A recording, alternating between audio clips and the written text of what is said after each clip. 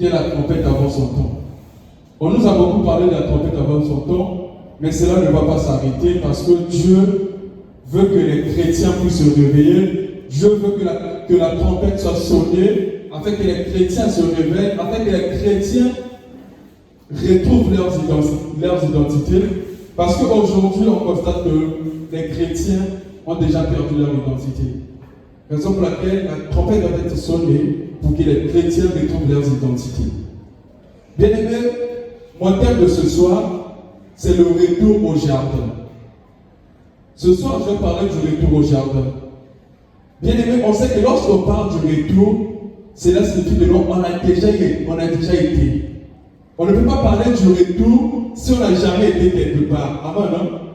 Souvent on dit, je dois retourner à la maison. C'est parce que tu étais à la maison, tu es sorti, tu as quitté la maison. Raison pour laquelle tu dois retourner. C'est pareil pour nous les chrétiens. Les chrétiens doivent retourner au jardin. Pourquoi je parle du jardin? Parce qu'on sait qu'au commencement, lorsque Dieu avait créé le monde, Dieu avait créé un jardin qu'on appelait le jardin de d'Éden. C'est là que Dieu avait placé Adam et Ève. Adam et Ève vivaient dans le jardin. Mais dans le jardin, il y avait quelle vie? Comment est-ce qu'Adam et Ève ont fait pour vivre dans le jardin? Bien aimé, le jardin symbolise une vie paisible. Le jardin symbolise une vie qui n'a pas de souffrance. Le jardin symbolise la vie chrétienne. Pourquoi je parle du jardin? Pourquoi je dis que le jardin symbolise la vie chrétienne? Parce que c'est dans le jardin où il y avait les vrais chrétiens. Lorsqu'on parle de vrais chrétiens, on parle de ces personnes-là qui craignent Dieu. On parle de ces personnes-là qui obéissent à Dieu. Ces personnes-là qui vivent dans la sanctification. Ces personnes qui vivent selon les signes de l'Éternel. Raison pour laquelle j'ai parlé du retour au jardin. Parce que dans le jardin, il y avait un bon moment où Adam et Ève vivaient selon les signes de l'Éternel. Adam et Ève vivaient en conformité avec la parole de Dieu. Mais après, il est arrivé un moment, Adam et Ève ont désobéi à la parole de Dieu. C'est là qu'ils ont dû quitter le jardin d'Éden. Et Adam et Ève n'ont pas quitté le jardin d'Éden simplement. Adam et Ève ont quitté le jardin d'Éden avec une malédiction. Parce que Dieu avait déclaré les paroles contre Adam et Ève. C'est pareil pour nous les chrétiens. Aujourd'hui, les chrétiens sont perdus. Aujourd'hui, les chrétiens sont en train de vivre une vie difficile. Les chrétiens sont en train de vivre les malédictions. C'est parce que les chrétiens ont été désobéissants. C'est parce que les chrétiens ont quitté le jardin. Et en quittant le jardin, on sait qu'il y aura forcément des conséquences. Amen. Il y aura forcément des conséquences parce qu'un chrétien ne peut pas vivre hors le jardin. J'ai dit que le jardin symbolise le lieu où l'homme vit selon les instructions de l'Éternel. C'est ce que nous remarquons aujourd'hui. Raison pour laquelle je vais encore dire, la trompette doit être sonnée afin que les chrétiens retournent au jardin. Bien aimé, lorsque la trompette sonne, c'est pour annoncer l'événement. Lorsque la trompette sonne, c'est pour annoncer quelque chose. La trompette ne sonne pas en vain. Raison pour laquelle les pasteurs, les hommes de Dieu doivent sonner la trompette pour que les chrétiens repartent dans le jardin d'Éden. Adam et Ève ont péché. Adam et Ève ont désobéi à la parole de Dieu. Raison pour laquelle Dieu les a demandé à quitter le jardin d'Éden. Et Dieu allait libérer les paroles de malédiction contre Adam et Ève. Si aujourd'hui nous vivons la mort, c'est parce que Adam et Ève ont péché, c'est parce que Adam et Ève ont désobéi à Dieu. Plusieurs fois, le mal que nous vivons aujourd'hui, ça revient du jardin. La source, c'est Adam et Ève. Et aujourd'hui, cette même vie est symbolisée par la vie chrétienne. Aujourd'hui, les églises sont en train de vivre une vie qui n'est pas une vie chrétienne. Mais pourquoi est-ce que les églises ne vivent pas une vie chrétienne? Parce que les églises ont voulu se conformer au siècle présent. En voulant se conformer au siècle présent, les églises ont oublié la loi de Dieu. Les églises ont oublié leur mission. Je veux parler des siècles présents. Les siècles présents symbolisent tout ce que nous vivons aujourd'hui. Il y a la convoitise, il y a la bénédiction, il y a la richesse, les guérisons. Ça, c'est les siècles présents. Mais les chrétiens ne doivent pas se conformer au siècle présent. C'est la Bible qui le dit. Mais aujourd'hui, lorsqu'on voit les églises, lorsqu'on voit les pasteurs prêcher, est-ce que les pasteurs sont en train d'obéir à la parole de Dieu? Est-ce que les pasteurs sont en train d'accomplir leur mission? Parce que les pasteurs sont supposés faire ce que l'Éternel les demande de faire. Parce que même Jésus-Christ lui-même l'a dit, il a dit tout ce que je fais, je l'ai vu du Père. Mais aujourd'hui, les pasteurs font ce qu'ils n'ont pas vu de leur Père. Il y a d'autres qui font ce qu'ils ont vu de leur Père. D'autres qui font ce qu'ils ont vu de leur Père. Parce que tous les pasteurs ne sont pas de Dieu. Il y a d'autres personnes, il y a d'autres pasteurs qui sont en train de faire la mission de leur Père qui est le diable. Parce que dès le commencement, le diable avait chanté le mensonge. Raison pour laquelle tu vas voir les pasteurs en train de mentir dans les églises. Les pasteurs sont en train de mentir, ils sont en train de dire ce que Dieu n'a pas dit. Du moment où tu dis à quelqu'un, tu dis à un chrétien, à un fidèle, ce que Dieu n'est capable de demander de dire pour sa vie, tu es un menteur. Et là, tu n'accomplis pas l'œuvre de Dieu. Parce que le pasteur ne peut que dire ce qui vient de Dieu. Si Dieu n'est capable de parler concernant la personne, ne dit rien. Si Dieu n'est capable de donner la prophétie, tu ne peux pas libérer la prophétie parce que Dieu n'a pas parlé. Mais si tu libères, tu es en train de mentir. Mais quand tu mentis, tu ne fais l'œuvre de qui? Tu fais l'œuvre du diable. Ça, c'est pas de Dieu. Bien aimé, le frère Vunimanier, dans Genèse 3, du verset 4 au verset 6. Genèse 3, du verset 4 au verset 6.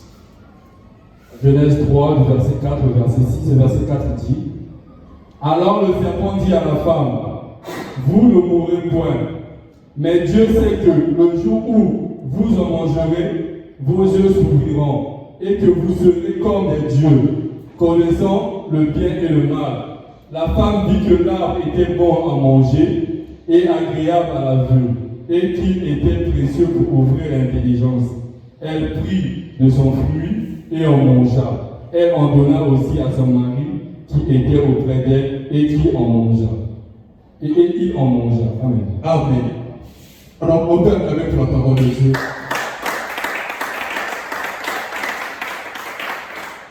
Bien aimé, on l'a dit dans sa coloba. Dans sa coloba, c'est et l'homme pourquoi il s'est là c'est Adam et Ève dans la casse dans le jardin d'Éden et ça qui vont monter désobéissance. Parce que nous avons alors qu'il a donné à Ève, alors qu'il a permis que Binobo ne va pas nous sauver ça qui casse dans le jardin. Même Boumako est dans la casse sur la police à côté. C'était l'arbre de la connaissance de la vie et de la mort. Mais lorsque le diable est arrivé, le diable a séduit Ève. Et lorsque Ève a été séduite, Ève a mangé le fruit et Ève a donné à Adam. C'est par là que Adam et Ève ont désobéi à la parole de Dieu parce qu'ils ont fait ce que Dieu les avait interdit. Adam et Ève ont été séduits par le serpent. La Bible dit que le serpent était le plus rusé de tous les serpents, de tous les animaux du jardin. Le serpent a dit à Adam et Ève: si vous mangez cette fruit, vous serez comme des dieux. Et c'est ce qu'on voit aujourd'hui dans les églises. Aujourd'hui, dans les églises, il y a maintenant les demi-dieux. Il y a des gens qui parlent, c'est comme s'ils avaient le dernier mot. Alors que le chrétien, le pasteur n'a pas le dernier mot. Amen. Hein? Amen. Pour vivre dans le jardin, le chrétien doit obéir à la parole de Dieu. Pour vivre dans le jardin, le chrétien doit se conformer à la parole de Dieu. Bien aimé, lorsque Adam et Ève ont péché, ils ont mangé le fruit interdit. Dieu les a chassés du jardin et Dieu les a maudits. Dieu les a maudits. Mais là aussi on peut se dire, mais ce n'était pas la femme de Ève. C'est le serpent qui l'avait séduit. Mais pourquoi Dieu n'a pas seulement maudit les serpents et laissé Adam et Ève? Non, bien aimé. Lorsque tu as la connaissance de la parole de Dieu et que quelqu'un te demande de faire quelque chose en obéissant à la parole de Dieu, si tu le fais, tu seras maudit. Dieu va te maudire parce que tu as la connaissance. Amen. Lorsqu'ils ont été maudits, ils ont quitté le jardin d'Éden. Ils sont sortis. Et c'est là que la mort intervient dans le monde. C'est là que la souffrance intervient dans le monde. Mais pourquoi dans le jardin d'Éden, il n'y avait pas la mort? Pourquoi dans le jardin d'Éden, il n'y avait pas les souffrances? Tout simplement parce que dans le jardin d'Éden, Adam et Ève vivaient en respectant la parole de Dieu. Ils étaient là à obéir à la parole de Dieu qui disait: cherchez premièrement le royaume des cieux et le reste vous sera donné. Lorsqu'Adam et Ève vivaient dans le jardin d'Éden, ils obéissaient simplement la parole de Dieu. Adam et Ève ne s'inquiétaient pas de quoi manger, de quoi porter, comment vivre du lendemain. Ils ne s'inquiétaient de rien. Dieu donnait tout. Parce qu'ils étaient en train de vivre selon la parole de Dieu. Ils étaient en train de vivre dans l'obéissance. Mais lorsqu'ils ont péché, ils étaient obligés de quitter le jardin d'Éden.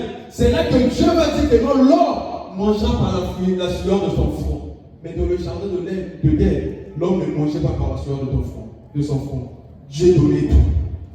Pourquoi Dieu donnait tout? Parce que Dieu prend toujours soin de ceux qui l'obéissent, de ceux qui le craignent, de ceux qui le suivent. Mais lorsqu'ils ont péché, ils ont quitté. On a commencé à vivre tout ce que nous vivons aujourd'hui. C'est pareil pour nous les chrétiens. Raison pour laquelle je dis les chrétiens doivent retourner au jardin. Mais nous aujourd'hui les chrétiens, on peut se dire que nous, on n'a pas désobéi comme Adam et Ève. La mort n'est pas venue dans ce monde à cause de nous. La souffrance n'est pas venue dans ce monde à cause de nous. Oui, c'est venu à travers Adam et Ève. Mais nous, aujourd'hui, les chrétiens, on a désobéi à Dieu à notre façon. Parce que dans le livre de Romains 12, le verset 2, la Bible nous dit: ne vous conformez pas au siècle présent, mais soyez transformés par le renouvellement de l'intelligence. Un chrétien qui vit dans le jardin, c'est celui qui est transformé par le renouvellement de l'intelligence. Le renouvellement de l'intelligence signifie que le chrétien doit agir conformément à la Bible. Devant toute situation, devant tout problème, devant quoi que ce soit, avant de faire, tu dois te conformer. Tu dois te poser la question: est-ce que ce que je fais cadre avec la parole de Dieu? Est-ce que ce que je fais vient de Dieu? Et dès lors que tu fais quelque chose qui ne vient pas de Dieu, là, tu dois te conformer au siècle présent. Lorsqu'on parle de siècle présent, plusieurs pasteurs même se conforment au siècle présent. C'est quoi les siècles présents? Les siècles présents, c'est les prédications de bénédiction. Aujourd'hui, tous les pasteurs prêchent la bénédiction. Soyez bénis, soyez guéris. Ce sont les siècles présents. Mais est-ce que c'est ce que Dieu a dit? Est-ce que Dieu avait dit aux pasteurs: allez-y et bénissez toutes les nations? Même Marie, Dieu n'a pas béni Marie. Jésus-Christ n'a pas béni ses frères et sœurs. Même sa mère. Lorsque Jésus-Christ était là, on l'appelait. On a dit que là, il y a ta mère, tes frères et sœurs qui sont dehors. Jésus-Christ a dit: qui est ma mère, qui est mon frère? Celui-là seul qui fait la volonté de Dieu. Amen. Amen. Amen. Jésus-Christ a reconnu, dit: qui est ma mère? Pour dire que non, dans la spiritualité, même Marie n'était pas la mère de Dieu. Amen. Même Marie n'était pas la mère de Dieu du moment où il ne connaissait pas la parole de Dieu, il ne fait pas selon la parole de Dieu. Mais c'est lui qui est le frère, la sœur de Jésus-Christ, c'est la personne qui obéit à la parole de Dieu. C'était dit Jésus par Jésus-Christ. Mais aujourd'hui, qu'est-ce que nous voyons? Aujourd'hui, on se demande où vont les églises. L'église va où aujourd'hui? Tout le monde prêche la bénédiction. Tout le monde veut se faire voir. Ça, c'est pas la parole de Dieu. Mais on doit se retourner. Les pasteurs doivent se retourner au jardin. Parce que c'est dans le jardin qu'on prêche la vraie parole. C'est dans le jardin qu'on prêche la sanctification. C'est dans le jardin qu'on prêche la repentance. Mais aujourd'hui, c'est malheureux comme le pasteur avait dit dernièrement. On est là en train de prêcher la bénédiction. Les gens sont en train de s'agiter. Amen. Reçois, amen. Reçois, amen, amen, amen. Mais il y a des gens qui ont commencé à recevoir, ça fait 20 ans, 30 ans, leur vie ne change pas. Et on n'arrive pas à comprendre que c'est seulement du mensonge. C'est une façon pour les pasteurs de jouer avec nos consciences. Aujourd'hui, les pasteurs sont en train de jouer avec les enfants de Dieu. Aujourd'hui, les pasteurs sont en train de symboliser le serpent qui était dans le jardin pour Adam et Ève. Parce Parce que c'est le serpent qui avait poussé Adam et Ève dans la désobéissance. C'est le serpent qui avait poussé Adam et Ève dans le péché. Aujourd'hui, c'est la même chose. Les pasteurs sont en train de pousser les chrétiens dans le péché. Les pasteurs sont en train de loyer les chrétiens de Dieu. Comment ils sont en train de faire? Ils sont en train de nous cacher la véritable parole. En nous prêchant ce qui est à l'oreille. En nous prêchant ce qui ne donne pas la vie. Mais bien aimé, lorsqu'on te parle de ce qui ne donne pas la vie, lorsque tu écoutes ce qui ne donne pas la vie, cela ne peut jamais te rapprocher de Dieu. Ce qui peut te rapprocher de Dieu, c'est la véritable parole. Et lorsqu'on te parle d'une parole qui n'est pas la véritable parole, ça ne produira pas la foi en toi. Bien aimé, il y a plusieurs chrétiens qui se trompent, qui pensent avoir la foi, alors qu'ils n'ont pas la foi, ils ont l'espérance. Il y a des gens qui espèrent, mais qui n'ont pas la foi. Parce que la Bible nous dit que la foi vient de ce qu'on entend. Et ce qu'on entend vient de la parole de Dieu. Mais la parole de Dieu a dit quoi? La parole de Dieu ne nous a pas dit soyez bénis, soyez riches, travaillez. Non. La Bible nous dit, Jésus-Christ nous dit, ce que je veux, c'est votre sanctification. C'est ça la parole de Dieu. Nulle part Jésus-Christ a dit, ce que je veux, c'est votre mariage, c'est votre guérison. Bien aimé, je vais te dire une chose. C'est mieux de mourir avec le sida et alors au paradis que de mourir en bonne santé dans l'enfer. Ta guérison n'a pas d'importance devant Dieu. Ta richesse n'a pas d'importance devant Dieu. Mais ce qui est important devant Dieu, c'est ton âme. Ce que Dieu veut, c'est ton âme. Dieu a besoin de ton âme. Il n'a pas besoin de ta richesse. Tous on connaît. On connaît l'histoire de Lazare et l'homme riche. L'homme riche était là. Il avait l'argent, il avait tout. Mais Lazare était là. Il mangeait de la poubelle. Mais au finish, qui avait pris à Dieu? Qui avait organisé une fête de ciel? C'était Lazare, ce n'était pas l'homme riche. Amen. La richesse n'est pas mauvaise, mais la richesse doit être associée à la sanctification. Amen. Tu peux être riche et vivre une vie de sanctification. Tu peux te marier et vivre une vie de sanctification. Tu peux travailler, être guéri et vivre une vie de sanctification. Mais du moment où tu cherches seulement le mariage, tu cherches seulement l'emploi, tu ne cherches pas la sanctification, tu te loin de Dieu. Tu ne pourras pas être agréable devant Dieu. La personne qui peut être agréable devant Dieu, c'est la personne qui est sanctifiée. On doit retourner au jardin. On doit retourner dans l'obéissance. On doit commencer à obéir à Dieu. Bien aimé. On ne doit pas peut-être se voiler la face. Il y a d'autres moments où on a désobéi à Dieu. Il y a d'autres moments où on a allé loin de Dieu parce qu'on ne connaissait pas la véritable parole. Il y a plusieurs chrétiens, il y a plusieurs personnes qui vont dans les églises. Moi aujourd'hui, j'ai maintenant une autre vision.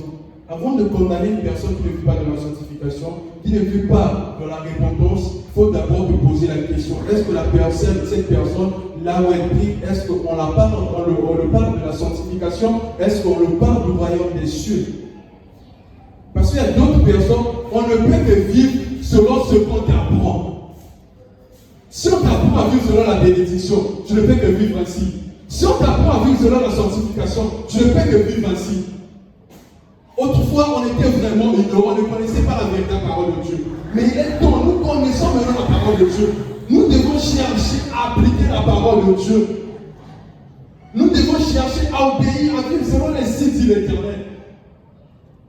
La parole de Dieu nous dit tout. La parole de Dieu nous dit tout. Bien aimé, je venais de dire que Dieu a dit que tu vivras par la sueur de ton front. Nulle part Dieu a dit que tu vivras par la prière. Que tu vivras par les déclarations. Tu vivras par la sueur de ton front. J'aime dire à mon entourage, à tous ceux qui sont à côté de moi, j'aime dire que non, lorsque les autres vont à l'école, va à l'école. Lorsque les autres apprennent un métier, apprends un métier. Lorsque les autres font du commerce, fais un commerce. Parce que c'est par là que tu mangeras, c'est par là que tu mangeras. C'est par là que tu auras ta vie. Mais si tu ne veux pas travailler, tu ne veux rien faire, tu vas espérer aux déclarations, à la prière, tu vas passer toute ta vie à l'église. Tu vas passer toute ta vie à l'église. À l'église, on ne vient pas enseigner aux gens la bénédiction. Non. À l'église, on dit aux gens que tu dois travailler, tu dois vendre, tu dois étudier. C'est comme ça à l'église. À l'église, le seul souci, c'est seulement le salut des âmes. Une église ne peut que se soucier du salut des âmes. Mais si l'église se soucie maintenant de la situation financière, du mariage, non, là on va le rejouer. Là on se conforme à cette proposition.